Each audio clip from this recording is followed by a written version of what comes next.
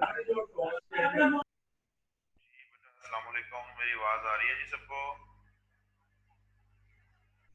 Hello, अस्सलाम वालेकुम, मेरी आवाज बेटा आ रही है जी सबको?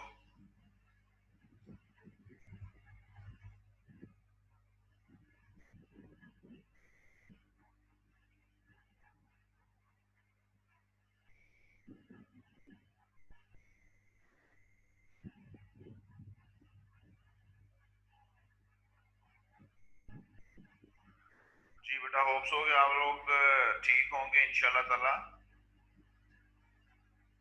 सब कुछ ठीक ठाक होगा। जो कोई क्वेश्चन है लास्ट लेक्चर में से तो पूछ लें, शाबाश। लास्ट टाइम हमने क्या पढ़ा था, उससे रिलेटेड कोई क्वेश्चन है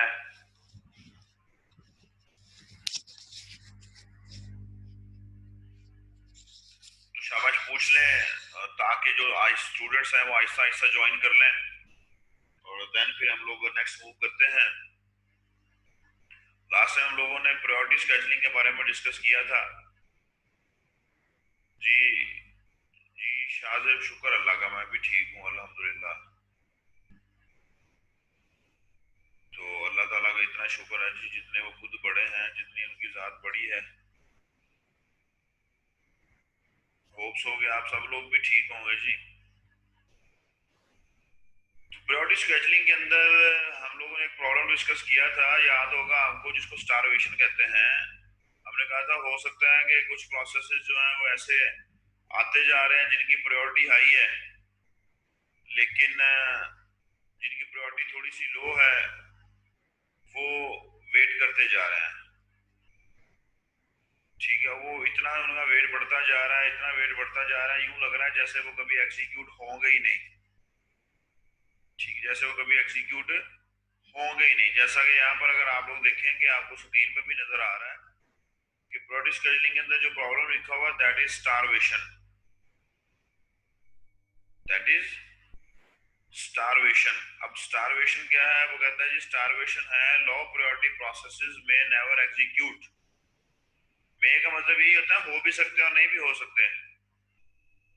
ठीक है, लेकिन वो नजर यूं आता है जैसे उन्होंने कभी भी एग्जीक्यूट होना ही नहीं है, उनका वेट ही इतना ज्यादा इंक्रीज कर जाता है। इस तरह की सिचुएशन को स्टारवेशन कहते हैं। जैसे हम लोगों ने बेसिकली ये स्टारवेशन की जो प्रॉब्लम है ना, ये एग्जिस्ट आपके पास प्रायोरिटी शेड्यूलिंग में ही करती है। इसको स्टारवेशन का नाम प्रायोरिटी शेड्यूलिंग में ही देते हैं। लेकिन इस तरह की सेम कंडीशन जो है ना, वो शॉर्टेज ऑफ फर्स्ट में भी बन रही थी, जिसमें हमने कहा था कि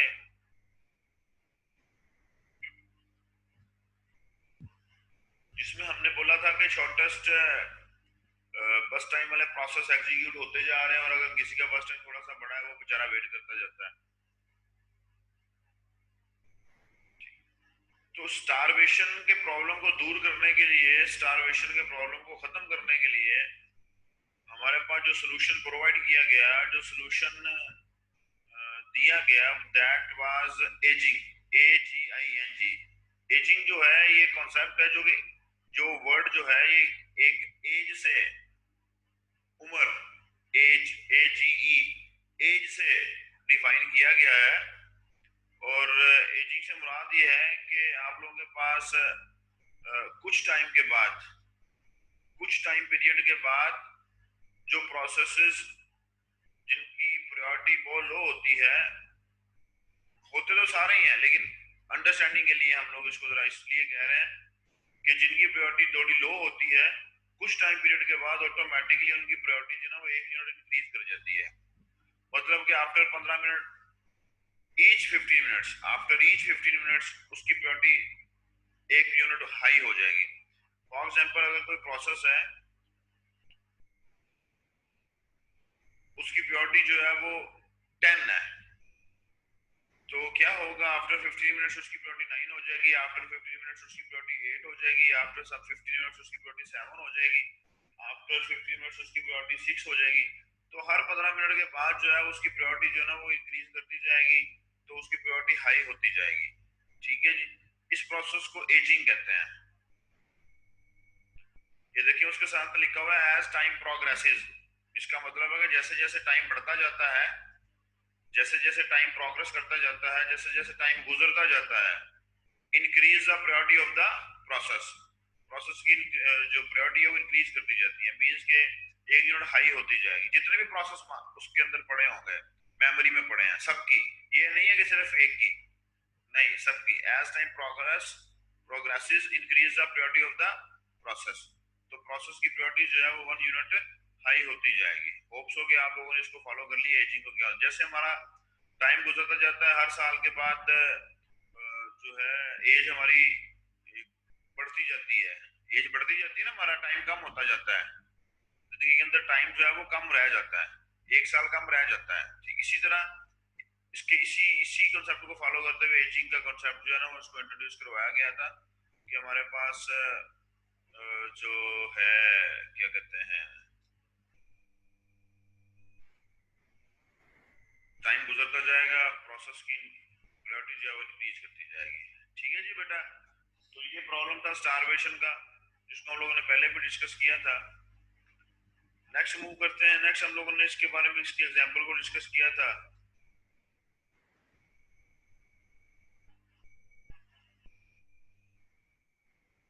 यहाँ priority scheduling with round robin देखा था हमने। ठीक है जी। अच्छा, राउंड रॉबिन में यहाँ देखें कि P2 एग्जीक्यूट हमने डिस्कस कर रहे थे, P2 एग्जीक्यूट हुआ पहले, फिर P3 एग्जीक्यूट हुआ। जहां पर दो प्रोसेसर्स की प्रायोरिटी सेम हो जाती है, वहां पर राउंड रॉबिन काम करना शुरू कर जाता है। तो टाइम क्वांटम हमारे पास कितना था, 2 था। 2 मिनट्स ये हुआ, फिर 2 मिनट्स ये हुआ, फिर 2 मिनट्स ये हुआ, फिर 2 मिनट्स ये हुआ।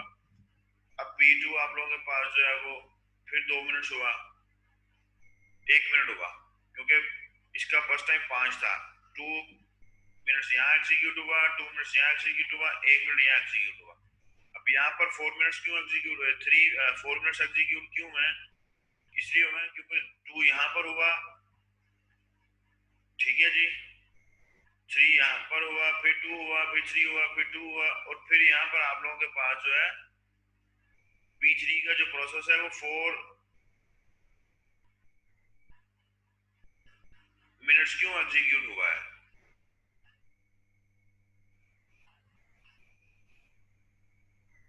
क्योंकि उसके 4 मिनट्स बेटा रिमेनिंग रहते हैं, उसके 4 मिनट्स बेटा रिमेनिंग रहते थे, दैट्स व्हाई 4 मिनट्स एग्जीक्यूट हुआ था। फिर P1 और P5 दोनों की प्रायोरिटी सेम है। P1 पहले आया था, उसको एग्जीक्यूट किया, तो जब राउंड रॉबिन एग्जीक्यूट होगा फिर टाइम क्वांटम को देखेंगे, जब राउंड रॉबिन को यूज करेंगे तो फिर टाइम क्वांटम को देखेंगे। तो टाइम क्वांटम को यूज करते हुए हमारे पास जो है वो हम लोग यहाँ इसको एग्जीक्यूट करेंगे 2 मिनट्स, फिर P5 2 मिनट्स एग्जीक्यूट होगा, फिर P1 2 मिनट्स एग्जीक्यूट होगा, और एट दैट P5 जो है वो 1 मिनट एग्जीक्यूट होगा, एंड सो ऑन हमारे पास जो है ये कंप्लीट हो जाएगा। तो यहाँ पर अगर आपने वेटिंग टाइम निकालना है तो हमें कंसंट्रेशन के साथ देखना पड़ेगा वेटिंग टाइम, क्योंकि यहाँ P2 वेट करने करने चला गया, फिर यहाँ P2 वेट करने चला गया, यहाँ P1 जो है वो वेट करने चला गया। तो ये बात आपको माइंड में रखनी है कि कहाँ वेट करने गया है, कहाँ वेट नहीं करने गया। एक और हमारे पास टेक्निक है, एक और एल्गोरिदम है स्केचिंग से रिलेटेड,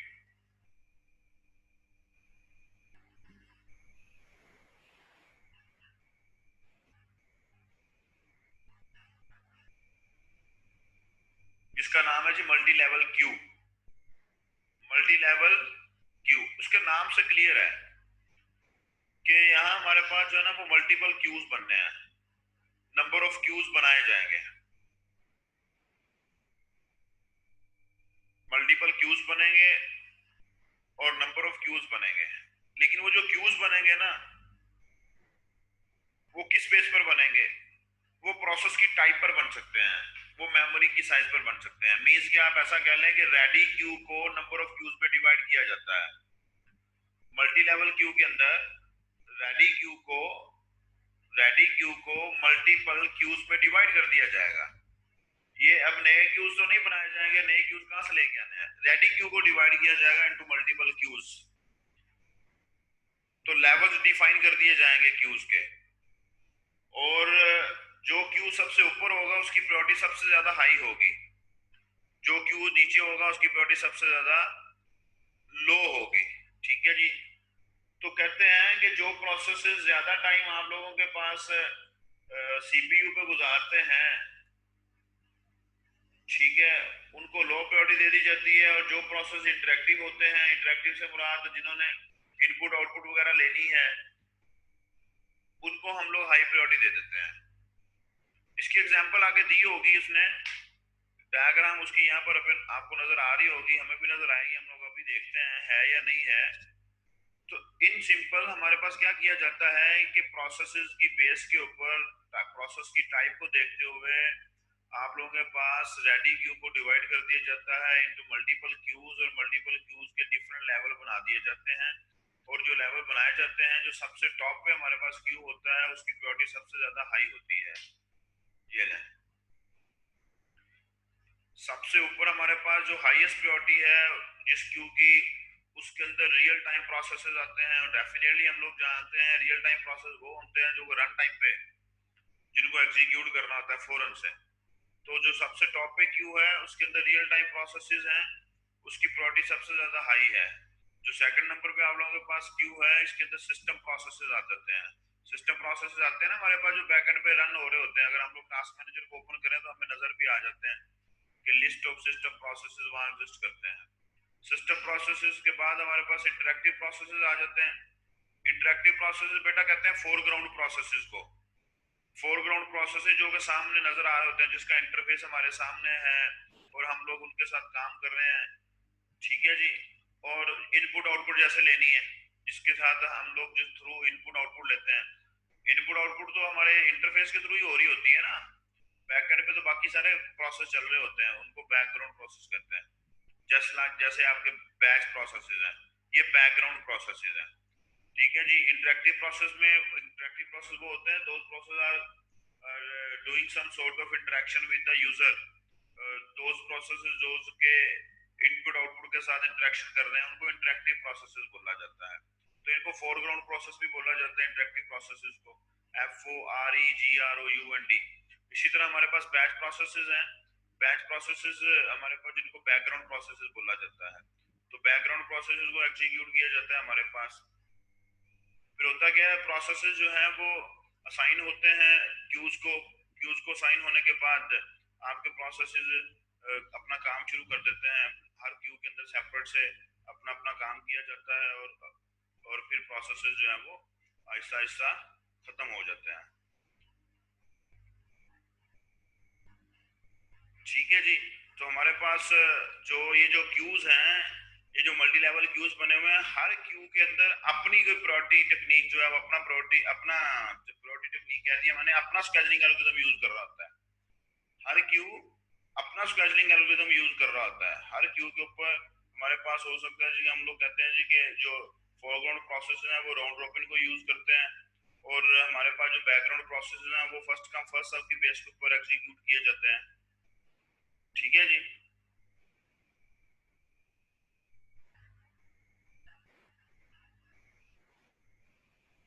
क्लियर है बेटा सबको कि या नहीं क्लियर? क्वेश्चन है तो पूछ ले, शाबाश। क्वेश्चन है तो शाबाश पूछ लें।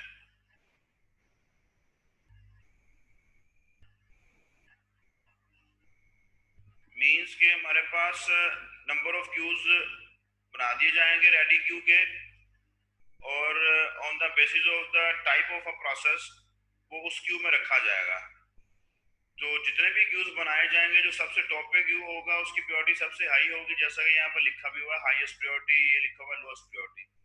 हर क्यू का अपना अपना स्केजुलिंग एल्गोरिथम होगा, हर क्यू अपने अपने स्केजुलिंग एल्गोरिथम को यूज करते हुए जितने भी प्रोसेसेस उसके पास आएंगे उनको एग्जीक्यूट करेगी, ठीक है जी। हमारे पास जो है, हम लोग कहते हैं कि जो फोरग्राउंड प्रोसेस होते हैं उनकी प्रायोरिटी हाई होनी चाहिए हमारे बैकग्राउंड प्रोसेसेस से, जिसकी वजह से आप लोग देख रहे हैं कि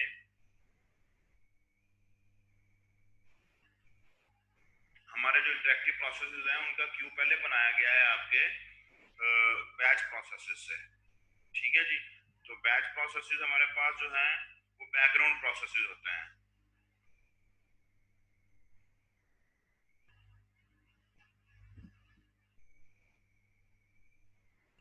ठीक है बेटा। होप्स हो गया आप लोगों को क्लियर है। इसके बाद हमारे पास जो नेक्स्ट टेक्निक आती है that is multi level feedback Q. Multi level feedback Q. अब यहाँ पर भी इसी तरह हमारे पास जो है वो मल्टी लेवल मीन्स के मल्टीपल क्यूज बन जाते हैं। वो जो मल्टीपल क्यूज बनते हैं वो मल्टी लेवल उनके लेवल होते हैं। पहले लेवल का क्यू कौन सा है, सेकंड लेवल का क्यू कौन सा है, थर्ड लेवल का क्यू कौन सा है। जो पीछे हम लोग पढ़ के आए हैं मल्टी लेवल क्यूज के अंदर किसी तरह का कोई फीडबैक नहीं आता किसी भी हमारे क्यू के अगेंस्ट, कोई फीडबैक नहीं मिलता। एक दफा आपका प्रोसेस जो है वो एक क्यू में एंटर हो गया है तो वहां से वो एग्जीक्यूट मीन्स के कंप्लीट होके ही वहां से खत्म होगा। कंप्लीट होने के बाद ही वहां से वो टर्मिनेट होगा, अदरवाइज कोई उससे रिलेटेड हमारे पास फीडबैक नहीं आता कि क्या हो रहा है क्या नहीं हो रहा। लेकिन यहाँ पर हमारे पास जो है इसके अंदर एक नई चीज ऐड कर दी जाएगी कि multi level feedback Q means के नंबर ऑफ क्यूज डिजाइन किए जाएंगे। नंबर ऑफ क्यूज में से क्या होगा, अगर एक क्यू में आपका काम खत्म नहीं होता तो वहां से निकल के दूसरे क्यू में चला जाएगा क्योंकि उसकी प्रायोरिटी जो है वो लो है फॉर एग्जाम्पल। फिर वहां से निकलेगा तो थर्ड क्यू में चला जाएगा, वहां से निकलेगा किसी और क्यू में चला जाएगा। उसके एक एग्जाम्पल के तौर पर हमारे पास यहाँ पर जरूर उसने डायग्राम दी होगी, उसको देखते हैं। लेकिन यहाँ पर वो देखें कि हमारे पास कहते हैं जी कि इसके अंदर मल्टी लेवल फीडबैक क्यू के अंदर हमारे पास जो है वो मल्टीपल क्यूज होंगे और हर क्यू जो है जैसे हम लोग लास्ट में पढ़ के आए हैं हर क्यू जो है उसका अपना एक स्केजुलिंग एल्गोरिदम होता है। और इसी तरह हमारे पास जो है वो प्रोसेसेस को कहते हैं जी method used to determine when to upgrade a process. When to upgrade a process कब उसको किस क्यू में लेके जाना है, ठीक है जी। मींस कि उसकी प्रायोरिटी हाई करनी है या नहीं करनी। और एक मेथड जो है उसको यूज करना है to determine when to demote the process. Upgrade से मुराद आप ये ले लें प्रमोट करना है, और डीमोट से मुराद आप ये ले लें कि उसको डीमोट करना है, उसकी डिमोशन करनी है, प्रमोशन नहीं होनी। तो ऊपर वाला जो पॉइंट था उसका मतलब मैंने अभी आपको बताया थोड़ी देर पहले कि उसको कब हाई प्रायोरिटी वाले क्यू में लेके जाना है और कब उसको किसी प्रोसेस को लो प्रायोरिटी वाले क्यू में लेके जाना है।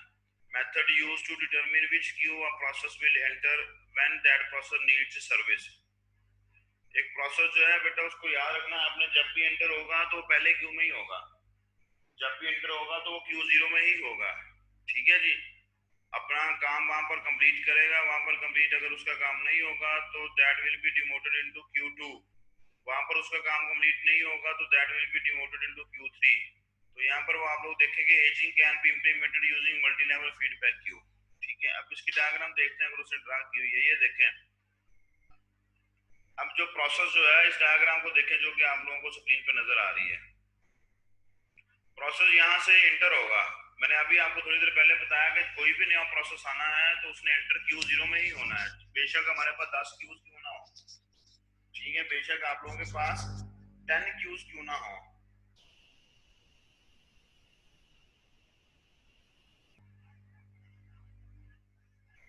प्रोसेस ने एंटर होना है ना तो वो क्यू जीरो में ही होना है। अब यहाँ पर हमें वो शो करवा रहा है जी कि क्यू जीरो, यहाँ लिखा हुआ ना क्वांटम 8 और क्वांटम 16, इसका क्या मतलब है? क्वांटम 8 और क्वांटम 16 का मुझे रिस्पॉन्ड करें जरा जल्दी से। क्वांटम 8 और क्वांटम 16 से मतलब क्या मतलब है, ये जरा मुझे आप लोग मुझे गाइड करेंगे इसका क्या मतलब है।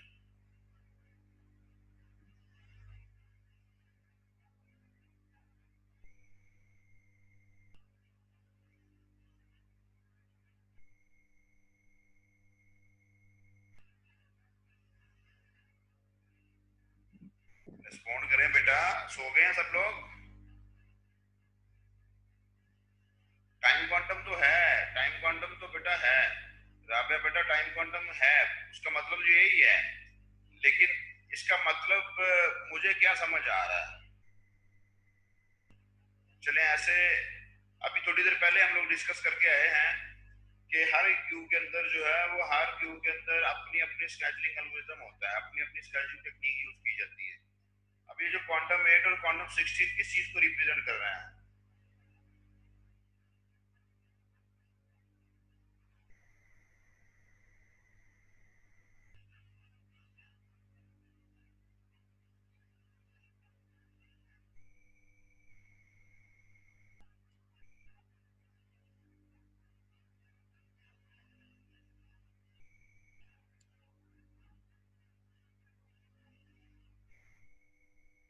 इसका मतलब बेटा ये है, मैं बताता हूँ। आप ठीक बता रहे हैं, आप सही बता रहे हैं, लेकिन आप थोड़ा सा आगे चले गए हैं। इसको मतलब बेटा बेसिकली सिर्फ ये समझना था कि हमारे पास पहले क्यू के, मैंने थोड़ी सी आपको बात रिपीट की थी, मैंने ये रिपीट की थी, मैंने कहा था कि हर क्यू के अंदर जो है वो अपना स्केचिंग एल्गोरिथम यूज किया जाता है। तो इसका मतलब है कि क्यू नंबर 0 और क्यू नंबर 1 जो है, इन दोनों के अंदर राउंड रॉबिन यूज किया जा रहा है, जैसा कि आपकी स्क्रीन पे लिखा भी हुआ है। और क्यू नंबर 2 जो है उसके अंदर first come first serve use किया जा रहा है। आप सब, मैं इसीलिए आपसे बोल रहा था ना कि आप सब लोग ठीक कह रहे हैं, लेकिन अगर आप सब लोग ठीक तो कह रहे थे, लेकिन उस बेसिकली उसको आप लोगों ने इस तरह आंसर करना था कि जो आपका Q0 और Q1 है, इसके अंदर हमारे पास राउंड रॉबिन यूज किया जा रहा है, दैट्स व्हाई वहां पर क्वांटम टाइम लिखा हुआ है। दैट्स व्हाई वहां पर क्वांटम टाइम लिखा हुआ है, उसको डायरेक्टली यहाँ पर राउंड रॉबिन लिखना चाहिए था, राउंड रॉबिन के साथ। अगर उसने नहीं भी लिखा तो हमें खुद से समझ आनी चाहिए, क्योंकि टाइम क्वांटम राउंड रॉबिन में यूज किया जाता है और किसी स्केचिंग एल्गोरिथम में यूज नहीं किया जाता। तो जस्ट लाइक अगर आप लोग इस डायग्राम को अंडरस्टैंड करने की कोशिश करें, तो अगर हमारे पास प्रोसेस जो है Q0 में एंटर हुआ, Q0 में हमारे पास एक प्रोसेस है, वो एंटर हुआ, एंटर होने के बाद उसका बस टाइम फॉर एग्जांपल 8 था या 8 से लेस था, तो क्या हुआ, उसका बस टाइम 8 था या 8 से लेस था, वो कंप्लीट हो गया। कंप्लीट हो गया तो आप लोग देखेंगे एक एरो साइन है जो कि बिल्कुल कंप्लीशन की तरफ है। कंप्लीशन की तरफ से मुराद क्या है कि ये देखें, ये कंप्लीट हो गया, ये वाला जो एरो साइन है, इट रिप्रेजेंट्स के प्रोसेस कंप्लीट हो गया और टर्मिनेट हो गया। ठीक है, ये जो एरो साइन है जहां पर इस वक्त मैं माउस को मूव कर रहा हूं, दैट मींस के ये एक प्रोसेस जो था, कोई प्रोसेस जो है वो कंप्लीट हो गया और टर्मिनेट हो गया। अगर वो अगर एक प्रोसेस जो है उसका टाइम क्वांटम 8 से ज्यादा है, उसका बस टाइम 8 से ज्यादा है, तो वो 8 मिली सेकेंड एग्जीक्यूट होगा, और एग्जीक्यूट होने के बाद वहां से निकाल के वो आपके इस क्यू नंबर 1 की टेल में पुट कर दिया जाएगा। क्यू नंबर 1 की टेल में क्यों पुट कर दिया जाएगा, क्योंकि मैंने अभी आपको लास्ट में जाना है ना, उसने ऐसा भी नहीं हो सकता जो प्रोसेस पहले पढ़े हैं उनमें उनसे आगे जाके कहीं ना कहीं प्लेस कर दिया जाए, ऐसा नहीं है। Q0 से अगर हमारे पास कोई प्रोसेस कंप्लीट नहीं होगा तो वो Q1 की टेल में जाके प्लेस कर दिया जाएगा। जब वो Q1 की टेल में प्लेस कर दिया जाएगा, Q1 वहां से जब भी उसकी बारी आएगी उस प्रोसेस को एग्जीक्यूट करेगा और 16 मिली सेकेंड तक उसको एग्जीक्यूट कर सकता है। जी जी शाहजेब, आप सही कर रहे हैं, आप सही कह रहे हैं। अगर वो वहां पर खत्म नहीं होता 8 मिली सेकेंड में, वो कंप्लीट नहीं होता, तो देन वो नेक्स्ट मूव कर जाएगा आपके पास दूसरे क्यू के अंदर। दूसरे क्यू के अंदर क्वांटम टाइम 16 है, दूसरे क्यू के अंदर क्वांटम टाइम 16 है, तो वहां पर उसने क्वांटम टाइम बढ़ा दिया। ठीक है, कि यहाँ पर जब भी उसकी बारी आए तो वो कंप्लीट हो जाए। तो फिर भी फिर भी वो कंप्लीट नहीं होता, तो फिर वो हमारे पास जो है वो वहां से निकल के थर्ड क्यू में चला जाएगा। दैट इज,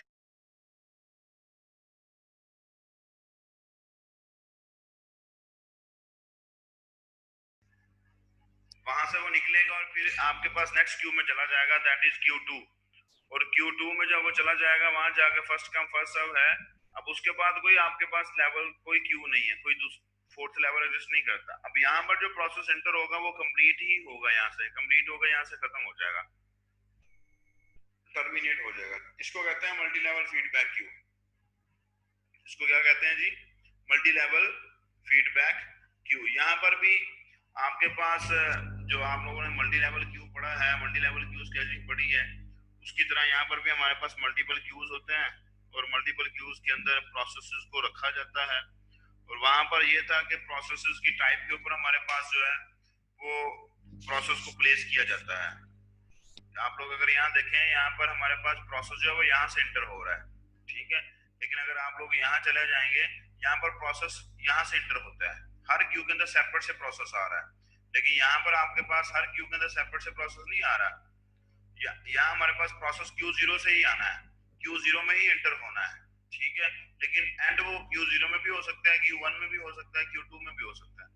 लेकिन जो इससे पहले आप लोग पढ़ के आए हैं उसका और इसका डिफरेंस ये है कि हमारे पास यहाँ आप लोगों के पास क्या है कि प्रोसेस हर क्यू में सेपरेट से एंटर होता है।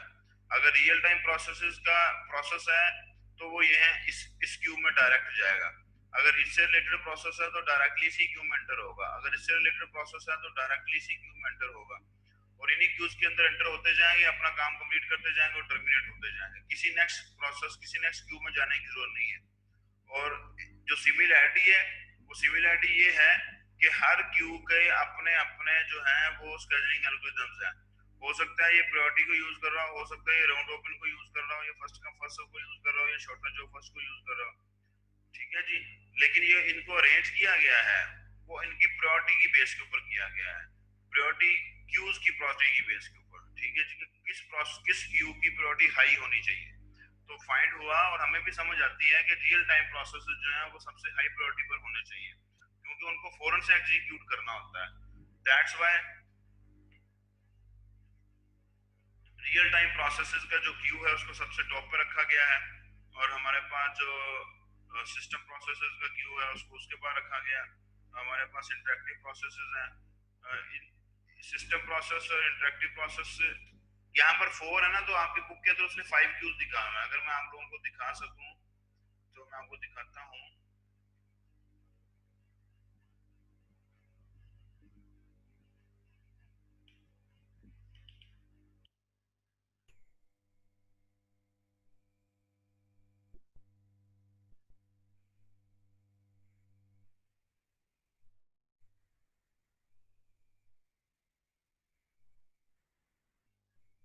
ये देखिए, नजर आ रहे हैं जी आप?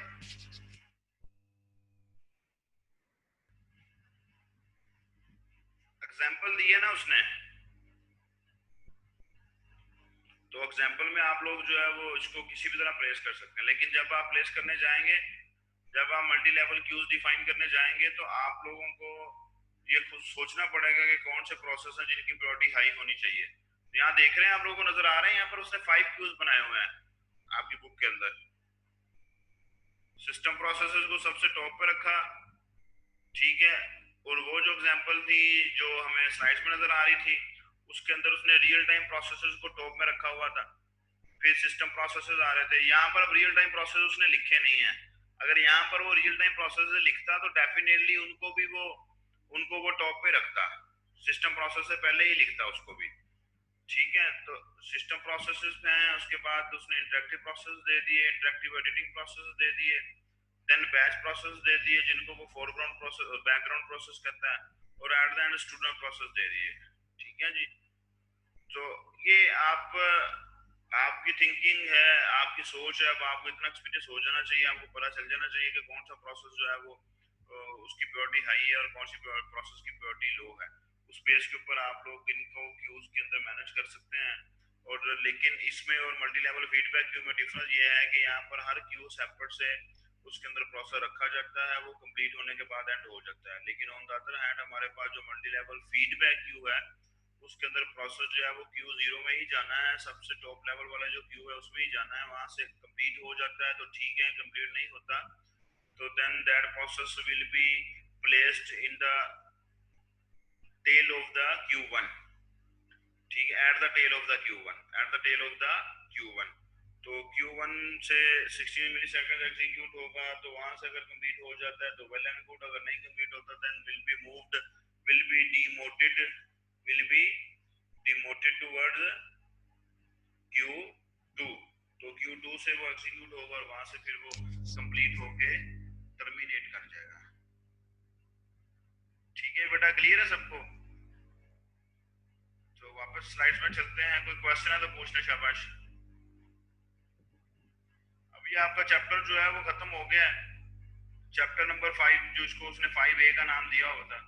बेसिकली यहाँ पर हमारे पास जो है जो चैप्टर नंबर 5B है, उस चैप्टर नंबर 5B के अंदर उसने थ्रेड की स्केजुलिंग के बारे में डिस्कशन की है, और मल्टी प्रोसेसेस की स्केजुलिंग के बारे में डिस्कस की है। और एग्जांपल के तौर पर उसने जो है वो लिनक्स की स्केजुलिंग है उसको एज एन एग्जांपल डिस्कस किया हुआ है, विंडोज की जो स्केजुलिंग है उसको एज एन एग्जांपल डिस्कस किया हुआ है। उसके अंदर मैं थोड़ा सा आपको बता देता हूँ कि वो थ्रेड्स को कैसे स्केड्यूल कर रहे हैं, क्योंकि हमारे पास, हम लोग जानते हैं कि हमारे ऑपरेटिंग सिस्टम आजकल जो है वो थ्रेड्स के साथ डील करते हैं। तो यूजर लेवल थ्रेड्स होते हैं, कर्नल लेवल थ्रेड्स होते हैं। यूजर लेवल थ्रेड्स को मैप किया जाता है कर्नल लेवल थ्रेड्स के साथ। कर्नल लेवल थ्रेड्स अपने अपने एग्जीक्यूशन करते हैं। शाहजेब, चैप्टर्स तो बेटा नहीं पढ़ने, हमने कंटेंट्स पढ़ने हैं जो कोर्स आउटलाइन मैंने आप लोगों को सेंड की थी। ठीक है, इसीलिए इसीलिए मैं चैप्टर नंबर 5B जो है उसकी तरफ मूव नहीं कर रहा, क्योंकि जो थ्रेड की स्केड्यूलिंग है या हमारे पास जो मल्टी प्रोसेस की स्केड्यूलिंग है वो हमारे कोर्स आउटलाइन का हिस्सा नहीं है। सीपीयू स्केड्यूलिंग हमारे कोर्स आउटलाइन का हिस्सा था, उसको हमने पढ़ा, लेकिन लेकिन आज अगर हम लोग देखें तो आज हम पता है कि हमारे सिस्टम जो है वो मल्टी थ्रेडिंग पे काम कर रहे हैं। हमारे सिस्टम जो है उनके अंदर मल्टीपल प्रोसेसर्स हैं, मल्टीपल प्रोसेसर्स हैं, मल्टी थ्रेड्स हैं, मल्टीपल प्रोसेसर्स हैं। तो देन स्केड्यूलिंग कैसे की जाती है, बेसिक स्केड्यूलिंग के कॉन्सेप्ट्स आपको क्लियर हो गए हैं। अगर बेसिक बेसिक स्केड्यूलिंग के कॉन्सेप्ट्स आपको क्लियर हो गए हैं देन आप लोग उनको पढ़ के खुद से अंडरस्टैंड कर सकते हैं। ठीक है जी, तो आपने उसको रैंडमली थोड़ा सा पढ़ना है, उसको देखना है कि इसके अंदर हो क्या रहा है, मल्टी थ्रेड्स को कैसे स्केड्यूल किया जाता है, मल्टी प्रोसेसर्स को यूज करते हुए प्रोसेसर्स को कैसे स्केड्यूल किया जाता है, या मल्टीपल प्रोसेसर्स को कैसे स्केड्यूल किया जाता है। लेकिन उसके साथ आप लोग एक एग्जांपल जो विंडोज की है वो जरूर पढ़िएगा, उसको लाजमी पढ़ना है आपने। वहां पर वो आपको बताएगा कि विंडोज जो है वो प्रीएम्प्टिव स्केड्यूलिंग टेक्निक यूज करता है। विंडो जो है वो हमारे पास प्रीएम्प्टिव स्केड्यूलिंग टेक्निक यूज करता है। अगर हो सकता है तो मैं आप लोगों को दिखाता हूँ उसके बारे में, अगर शायद मुझे मिल जाए आसानी के साथ से मुराद है जल्दी से मिल जाए। So,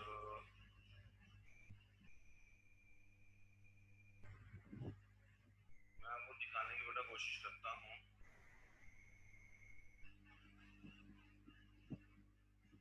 ये देखिए यहाँ पर उसने इसको कहा है चैप्टर नंबर 5, अगर आपको शेयर हो रहा है मैं शेयर कर देता हूँ। ये देखिए यहाँ उसने इसको लिखा है एडवांस सीपीयू स्केड्यूलिंग। एडवांस से मुराद ये है, वहां पर हम लोग CPU central processing unit, central processing unit से मुराद होता है प्रोसेसर। ठीक है जी, यहाँ पर एडवांस लेवल पे क्या है जी, क्योंकि मल्टी लेवल थ्रेड्स की बात करेगा, वो मल्टीपल प्रोसेसर्स की बात करेगा। ठीक, ये देखिए उसने लिखा हुआ थ्रेड स्केड्यूलिंग है, मल्टी प्रोसेसर स्केड्यूलिंग है, रियल टाइम सीपीयू स्केड्यूलिंग है, ऑपरेटिंग सिस्टम की एग्जांपल्स हैं। तो आप लोग इनको ये जो है चीजें इनको तो थोड़ा सा आप लोग थोड़ा थोड़ा बेशक पढ़ लें, जस्ट टू अंडरस्टैंड कि ये होता क्या है, कैसे कॉन्सेप्ट होता है। लेकिन ये जो एडवांस ऑपरेटिंग सिस्टम एग्जांपल है जो मैं बेसिकली आप लोगों को दिखाने जा रहा था, दैट इज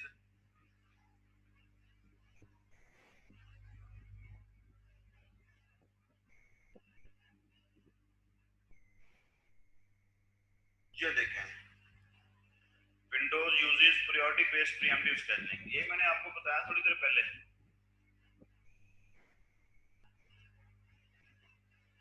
ठीक है, और यहाँ जो मेन बात जो मेन पॉइंट नोट करने वाला है, वो मेन पॉइंट जो नोट करने वाला है वो आप लोगों के पास यही है। ये देखें, हाईएस्ट प्रायोरिटी थ्रेड नेक्स्ट। क्योंकि अब हमें पता है कि अब हमारे पास जो प्रोसेस एग्जिस्ट करते हैं ना बेटा, वो थ्रेड्स की फॉर्म में एग्जिस्ट करते हैं। ठीक है, मल्टीपल थ्रेड्स हैं।